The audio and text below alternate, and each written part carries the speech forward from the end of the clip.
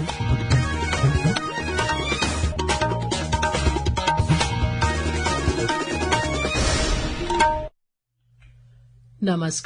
ये आकाशवाणी शिमला है। अब आप राजकुमारी चंदेल से प्रादेशिक समाचार सुनिए।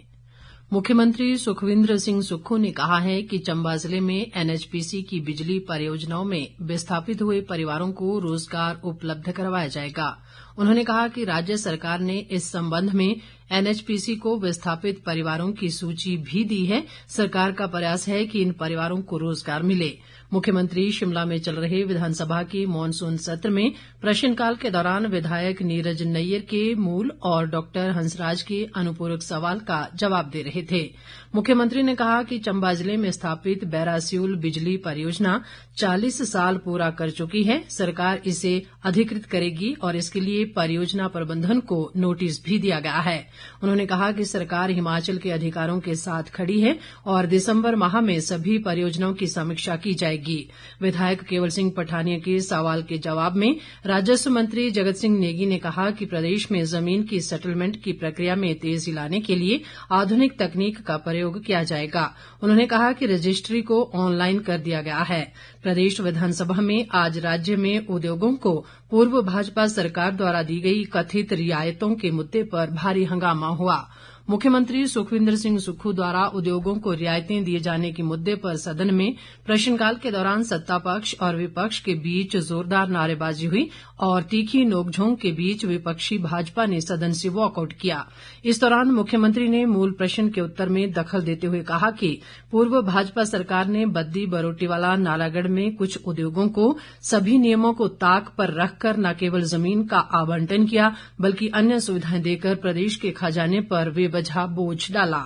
मुख्यमंत्री ने कहा कि इन कंपनियों को जहां ₹1 प्रति वर्ग मीटर के हिसाब से हजारों बीघा जमीन दे दी गई, वहीं बिजली भी 10 वर्षों के लिए ₹3 प्रति यूनिट के हिसाब से देने का करार किया गया, जबकि प्रदेश खुद सर्दियों में ₹6 प्रति यूनिट के हिसाब से बिजली खरीदता है। उन्होंने कहा कि इन कंपनियों को कस्टमाइज्ड पैकेज के नाम पर स्टाम्प ड्यूटी में 100% की छूट दी गई। सुखविंदर सिंह सुक्खू ने आरोप लगाया कि ये कस्टमाइज्ड पैकेज जनता के पैसे को लुटाने का पैकेज था।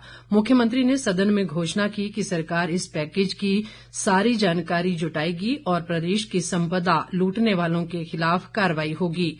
उन्होंने इन कंपनियों को कस्टमाइज्ड पैकेज के नाम पर दी गई छूट के फैसले पर फिर से विचार करने की बात भी कही। सरकार हर पहलू की जांच कर रही है। जो भी इसमें घोटाला हुआ है उसकी जानकारी हम प्राप्त कर रहे हैं। जिस प्रदेश की संपदा को लुटा दिया जाए, जिस प्रदेश में कानून के आड़ में भ्रष्टाचार किया जाए, ये पिछले समय 2021-22 में पूर्व उद्योग मंत्री जी द्वारा प्रोजेक्ट लाएगी। अभी तो ये शुरुआत है और भी कई चीजें अभी हम आने वाले समय में लाएंगे। बाकी समाचार अंतराल के बाद।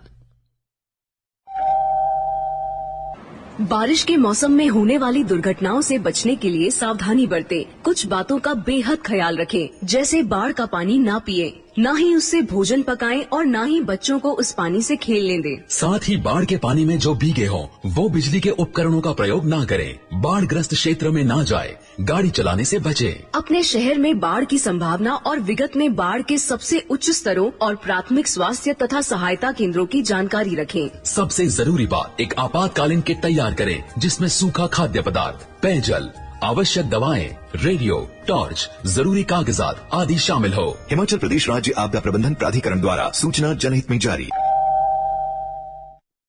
बाकी समाचारों में, विधानसभा से वॉकआउट के बाद नेता प्रतिपक्ष जयराम ठाकुर ने राज्य सरकार पर आरोप लगाते हुए कहा कि कांग्रेस ने सत्ता में आने के बाद औद्योगिक क्षेत्र को बर्बाद कर दिया है। उन्होंने कहा कि भाजपा सरकार के समय राज्य को मेडिकल डिवाइस पार्क और बल्क ड्रग पार्क मिले, लेकिन मौजूदा सरकार उद्योग बचाने में पूरी तरह विफल रही है।